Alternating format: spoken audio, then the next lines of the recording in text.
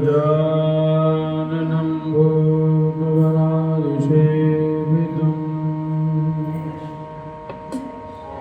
अभेदजम्बफलचारुभक्षणम् उमासुतं शोकविनाशकारकम्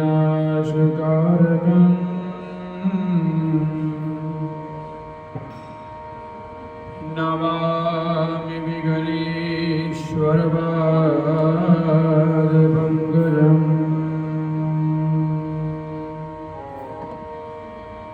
जयन्ति मङ्गलाकाली भद्रकाली कपालिनी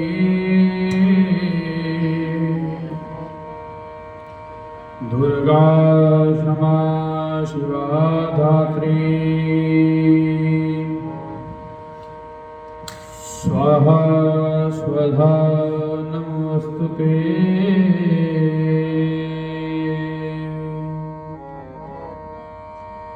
ध्यानमूलं गुरुर्मूर्ति पूजामूलं गुरुपदम्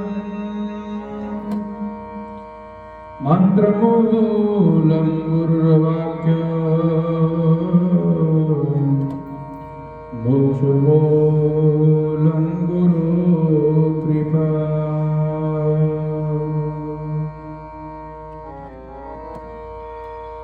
सच्चिदानन्दरूपाय विश्वोत्पत्त्यादिहेतवे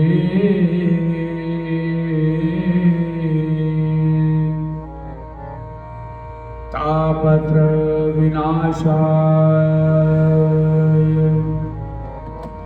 श्रीकृष्णाय वयं नमः।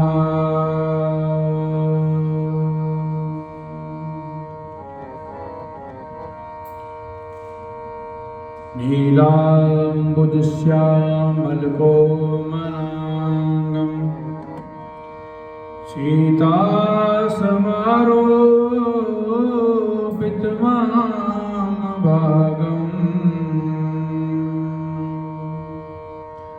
पालहो मासायकचारुचापम्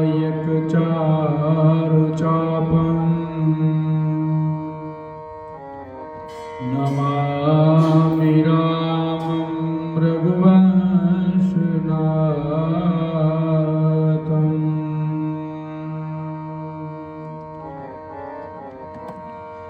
वन्दे देवी उमापतं सुरगुरुं वन्दे जगत्कारणम्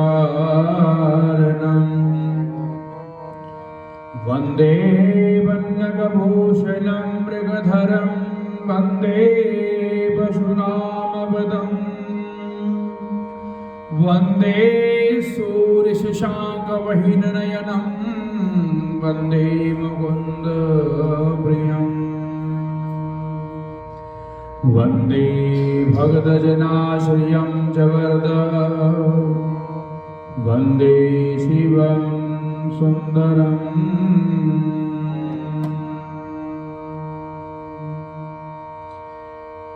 लाल देहे लाली लसे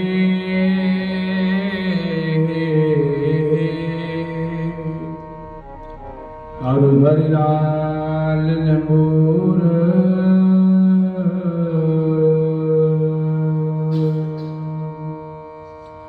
वज्र दे दान बदलना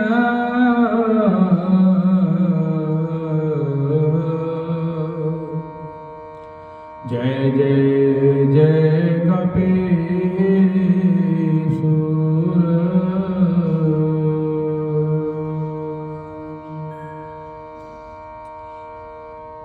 कथा प्रारंभ होत है आहु वीर हनुमान राम लखन संग जानकी सबका करो कल्याण।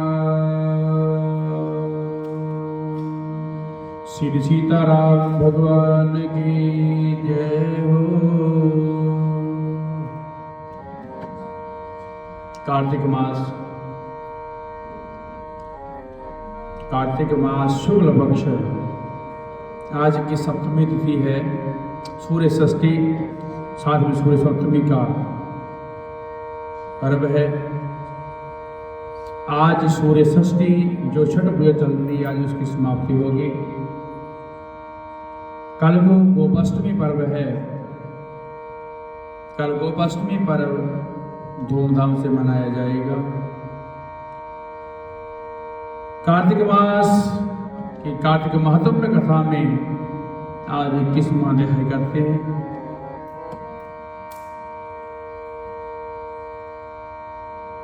आज के इस दिव्य पावन अध्याय में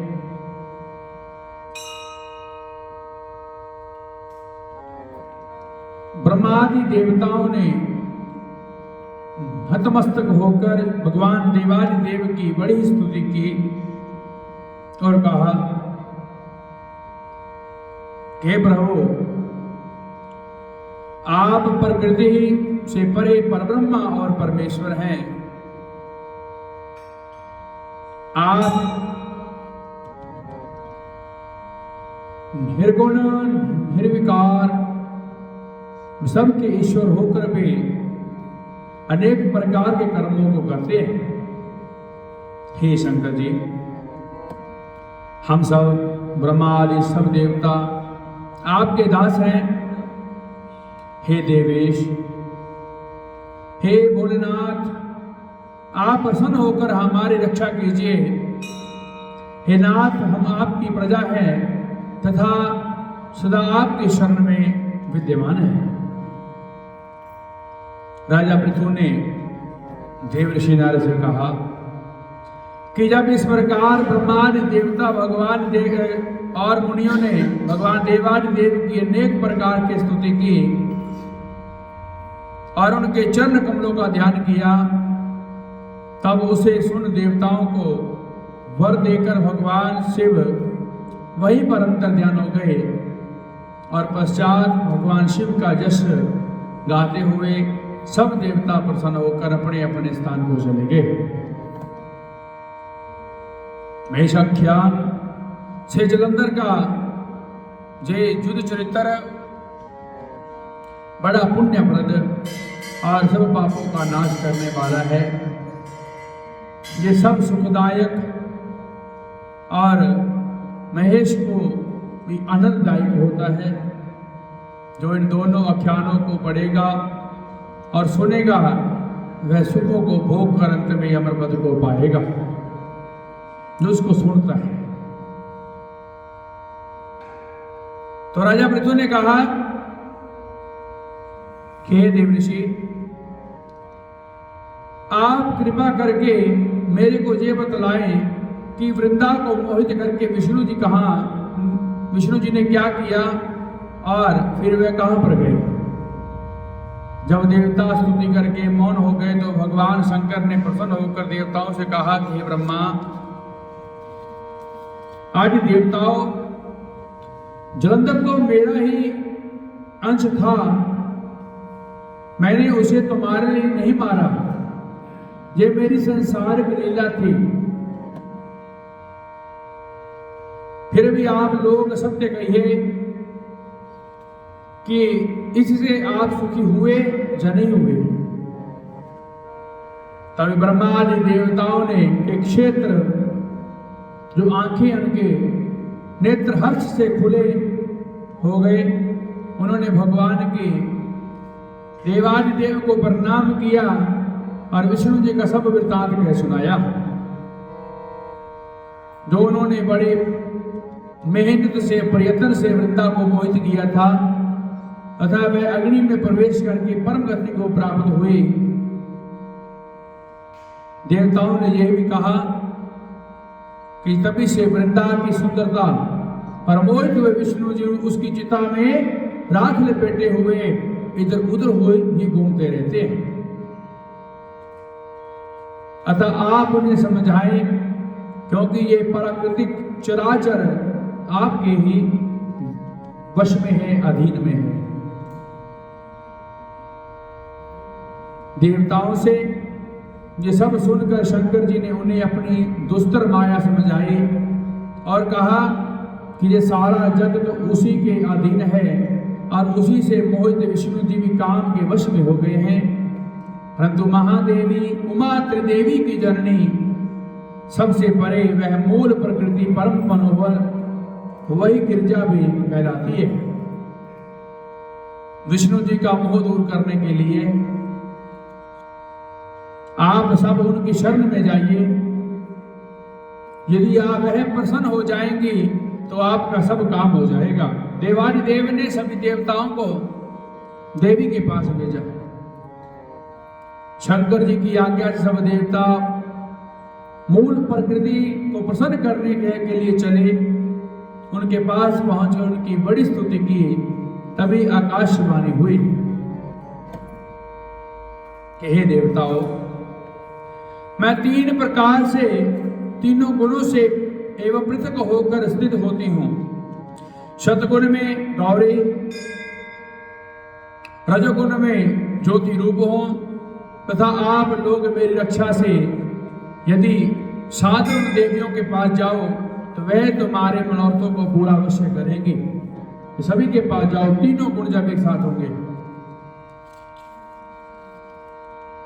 यह सुनकर देवताओं के नेत्र खुल गए और वह भगवती का आदर करते हुए गौरी, लक्ष्मी व सरस्वती को प्रणाम करने के लिए चले और उन्होंने प्रणाम किया। सब देवताओं की भक्ति पूर्वक प्रार्थना से वह सब देवियां प्रकट हो गई। सभी देवताओं ने खुश होकर देवियों से निवेदन किया। तभी देवियों ने कुछ बीज देकर कहा कि इन्हें ले जाइए, जो तुम्हारे सब काम सिद्ध हो जाएंगे। इन्हीं के साथ ही ब्रह्मादि देवता उन बीजों को लेकर विष्णु जी के पास गए। वृंदावन की चिता को भूमि में डाल दिया और उसी से धाते, मालती वह तुलसी प्रकट हुई। बोली तुलसी मैया की। साथ में विष्णु जी ने जो इन स्त्री रूप वाली वनस्पतियों को देखा, वनस्पति है स्त्री रूप वाले, धात्री, मालती व तुलसी,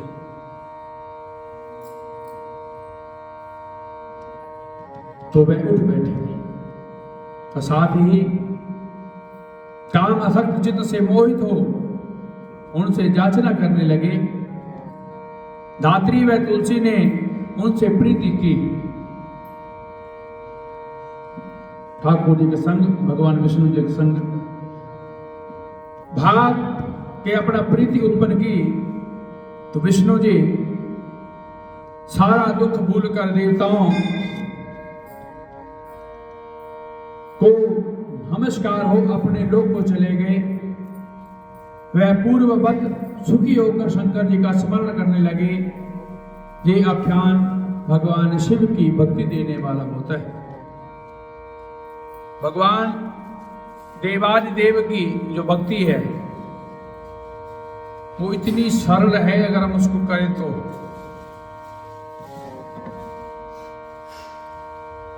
तीनों स्वरूप है जिसमें सतोगुण है, रजोगुण है और तमोगुण भी है। तीनों देवियां तीनों के स्वरूप में हैं और तीन यहां पर देवियां प्रकट हुई हैं, मालती, धात्री व तुलसी,